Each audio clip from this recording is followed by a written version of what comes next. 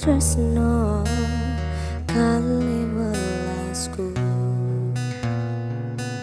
anane mong iki sing tak duweni. Selamat sore. Sore. Kurang keras deh kayaknya. Selamat sore. Sore. Oke, di sini aku sama temanku, mohon maaf ya menyita waktunya sebentar. Aku sama temanku Mbak Angelin dan aku bisa dipanggil Dita, mau jelasin sedikit tentang gastritis. Untuk penjelasannya akan dijelasin sama Mbak Elin. Silakan Mbak Elin.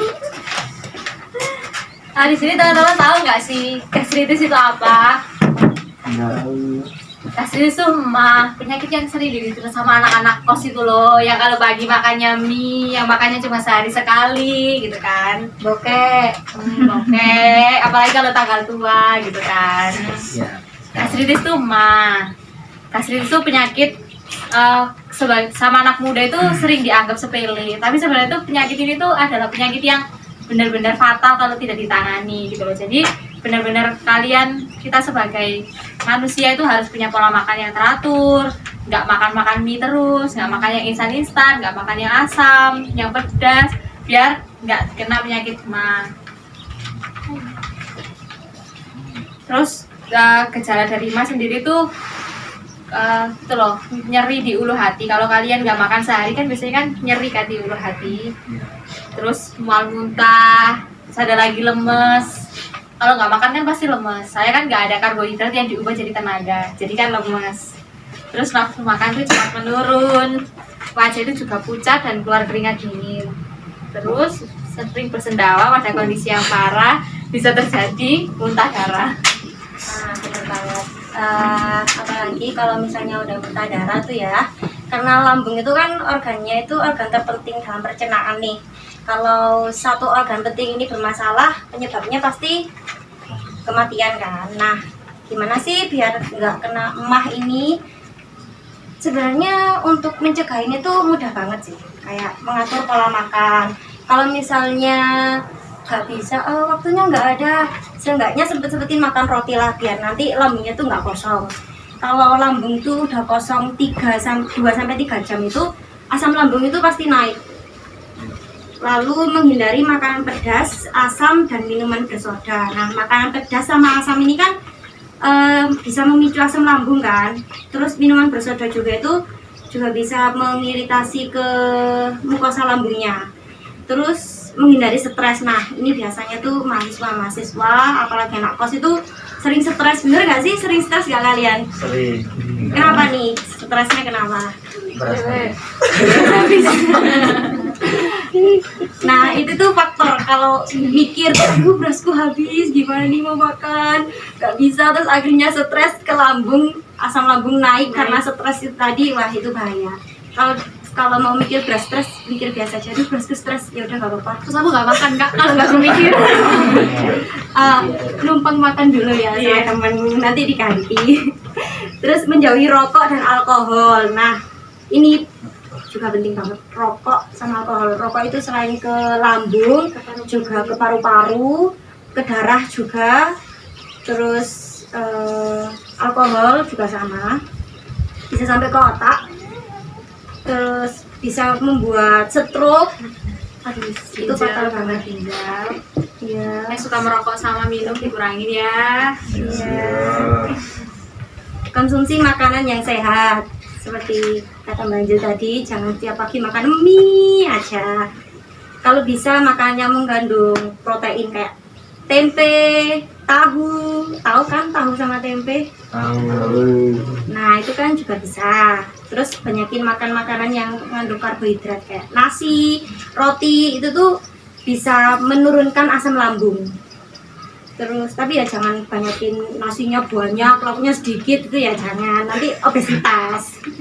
Terus konsumsi makanan sedikit tapi sering atau teratur. Nah, ini nih makannya tuh dikit-dikit aja, yang penting tuh sering, teratur. Maksudnya kalau sehari itu kebiasaan 3 kali makan, pagi, siang, sore, pagi, siang, malam ya.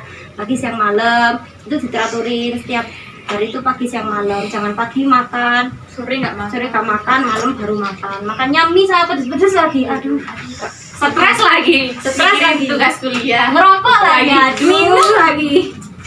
Aduh, rumah sakit tambah kaya dong. Nah, Berarti itu kalian sih. gak dapat pemasukan dong? Nggak apa-apa kan, yang penting kalian sehat. Oh, Oh, gitu dong. iya. Boleh nanya nggak? Iya, nanya aja. Saya tanya aja. Kan misalnya tadi kan di gejala gastritis itu Iya. di bagian yang keenam itu sering bersendawa dan pada kondisi yang parah bisa terjadi muntah darah. Nah kalau misalnya sudah terjadi hal yang demikian, itu cara mengatasinya seperti apa? Dan cara untuk mengobatinya seperti apa? Kalau itu sih sudah ranah ke kedokteran ya, kalau misalnya sudah ada muntah darah. Nah, Kalau untuk perawatannya sih, ya itu tadi disarankan makan makanan yang pola makannya dijaga, terus biasanya dikasih obat-obatan untuk nurunin asam lambungnya, terus apa ya, kayak kandungan makanannya itu yang berkualitas. Biasanya kalau di rumah sakit tuh lebih ke diet buat nurunin asam lambung, makanan yang buat nurunin asam lambung itu. Soalnya penyakit mah tuh masih tergolong penyakit yang maksud tuh ya fatal tapi bukan yang anu. Jadi nanti kalau di atasnya penyakit gastritis tuh ada yang namanya penyakit GERD. Lah, GERD ini sama sistemnya tuh sama kayak emak tapi dia lebih 10 kali ya lipatnya. 10 kali lipatnya daripada gastritis. Kalau penyakitnya sering diderita dewasa muda ya gastritis, penyakit mah berat makan, stres, Mikirin skripsi, doi, Yoi, nggak balas-balas chat, Mobile Legend Nah, main itu- kalah terus. itu skip aja tuh. Karena undang-undang gangguan. Tanya. Perkuliahan. tanya atau mau tanya yang di belakang? Ada Mas Tehan, ada Arda, Ada Kak Afika, Kak Afika, ada yang Kak Cindy.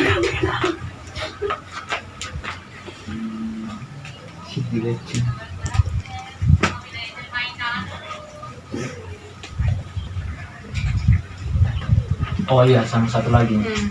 Kan beberapa dari yang saya tahu kan, ada beberapa orang itu yang mengalami hilangnya nafsu makan kan. Ah ya. Nah, kehilangan nafsu makan itu pasti ada beberapa faktor yang mempengaruhi kan. Nah, beberapa faktor itu apa? Terus cara penanganannya seperti apa kayak gitu? Kalau nafsu makan ini faktornya banyak ya. Ya. Bisa karena yang pertama bosan sama makanannya. Yang kedua karena stres itu tadi juga bisa menurunin nafsu makan. Insecure kayak misalnya aduh berat badanku udah naik, terus karena kurang paham ya sama yang namanya diet. Mereka taunya diet itu kayak gak makan terus berat badannya turun. Nah itu juga bisa. Kalau untuk gimana cara mengobatinya, sama orang yang nggak nafsu makan tuh juga dikasih diet. Jadi diet itu bukan cuma untuk orang yang banyak makan, tapi kayak lebih ke konsumsi itu sih. Kayak misalnya nasinya karbohidratnya seberapa, terus lauknya ini apa aja buat meningkatkan nafsu makannya. Terus lebih ke banyak konsumsi vitamin buat meningkatin nafsu makannya. Lebih ke nganu nggak sih? Apa namanya defisit kalori. Iya. Jadi nggak pengurangan porsi makan tapi lebih ke defisit kalori. Ngitung kalori yang dimakan itu apa ya? Aku makan ini kalorinya berapa? Nah, Terus kalau sama orang yang tidak tahu jenis kalori kayak gimana lu Mal? Misalnya kayak gini, kita ketemu orang awam kan, dia kan kehilangan nafsu makan tuh. Nah, cara dia bisa tahu bahwa kalori itu rendah dan tinggi kayak gimana? tahu makan 4 sehat 5 sempurna dong pasti. Tahu, tapi Apa? kan kita kan bilangnya yang orang awam kan, ya ada beberapa orang tua kita yang Iya. mungkin tidak tahu sama jenis makanan kayak gitu kan.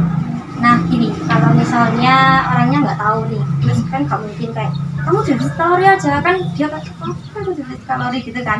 Nah itu gini, makanannya itu harus mengandung sayur, protein tuh tahu tempe lah sebenarnya, daging itu, telur, protein.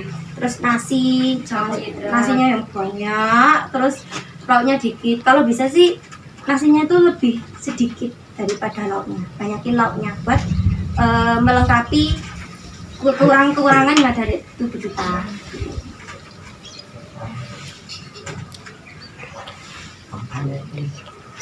Ayo teman-teman yang lain. Pinter ini. Nah ini Ayo ada di-shoot. nah ini ada pertanyaan dari ini nih. Anak hukum, Dia bilang- anak hukum, jago berdebat ini. Kakak Adi, Ada pertanyaan dari ini. ayo. Ayo Aldi. Siapa namanya? Aldi. Aldi. Oh iya. Hai Kak Aldi. Shoot, mirip Tarik Halilintar loh. Shoot dong kak, shoot. Nah, jadinya dari segi mana tuh? Kayaknya mirip ya. Sekilas. Ini Ayo. kan ada pertanyaan lanjutan kan? Ya dari teman-teman yang merokok sama minum alkohol. Iya. Nah, mereka bilang kalau mereka nggak merokok tuh stres, nggak bisa berpikir kan? Nah, cara mengatasinya seperti apa? Nah, mereka juga kan sering kan bilang kalau lambat makan, tapi sering minum alkohol. Nah itu kan berpengaruh pada lambung kan? Nah itu cara mengatasinya kayak gimana? Mengatasi untuk mengobati kecanduan rokoknya ini. Kecanduan rokok sama alkohol yang diminum, tapi mereka sering dalam makan kan? Tapi tetap minum alkohol. Itu kan berpengaruh pada lambung kan? Nah makanya kita edukasi ini sekarang, biar makannya tuh nggak telat-telat. Terus kalau misalnya gimana kok kecanduan rokok sama alkohol, nah ini tuh kan kecanduan itu kan susah ya dihilangin, kayak habits, kayak kebiasaan kan. Nggak bisa kalau kita langsung berhenti. Kamu kan merokok misalnya satu hari 12 batang nih, terus kamu suruh berhenti, langsung berhenti seharusnya satu rokok aja, bisa nggak kira-kira? Nggak kan. Nah jadi berproses, berhentinya itu kayak misalnya bulan pertama nih dari 12 batang ke 8 gitu. Terus banyakin aktivitas buat ngalihin itu tadi, kecanduannya tadi. Karena orang kecanduan itu biasanya munculnya pada saat nggak ada kegiatan. Terus bibirnya tuh kayak apa sih? Masam. Iya masam kan, gak merokok, gak minum gitu kan. Nah itu lebih ke, kalau mau nguranginnya itu lebih ke pelan-pelan, gak bisa langsung. Setiap orang tuh gak bisa langsung disuruh berhenti, itu gak bisa. Di rumah sakit pun juga harus pelan-pelan. Nah kalau untuk dia tuh kan katanya belum makan tapi tetap minum alkohol. Nah itu makanya kita kasih tahu kalau misalnya minum alkohol aja pas udah makan itu bisa merusak kesehatan, apalagi kalau nggak makan itu efeknya tuh bakal banyak banget tuh. Apalagi kalian kayak gini pasti kan punya mindset ya, apa namanya, mendingan nggak makan daripada nggak ngerokok. Aku makan mie aja, yang penting aku bisa beli rokok. Ya enggak? Iya enggak? Lebih baik nggak makan daripada nggak ngerokok kan? Ya enggak? Nah itu yang sering terjadi. Nah Bisa pakai cara kayak gitu. Aku sehari aku habis berapa ya gitu. Habis 12 berarti bulan pertama coba ganti 8, cuma 8 batang gitu loh. Kalau masam tuh kok nggak enak ya kalau nggak ngerokok, sebenarnya ganti permen. harus langsung berhenti gitu, Nggak harus langsung berhenti. jangan, kalau gitu malah bikin stres, Nanti stres Ke lambung. kenapa? ke lambung, ke stroke, ke banyak. Kalau stres itu penyakitnya banyak. Oh ya, saya juga ingin bertanya. Kenapa? Tadi kan kakak bilang kalau mie sering dikonsumsi juga kan akan menimbulkan apa? Gastritis mah. Nah, saya ingin bertanya, makanan lain yang kalau dikonsumsi secara terus menerus yang dapat menimbulkan gejala penyakit ini kan? Selain mie. Semi banyak ya. Banyak. Kalau kamu makan pedas terus setiap hari kan bisa. Asam. Kamu pernah, kenapa sih orang kalau udah kena penyakit mah tuh nggak boleh makan pedas, nggak boleh makan asam, soalnya itu yang memicu asam lambung tuh naik.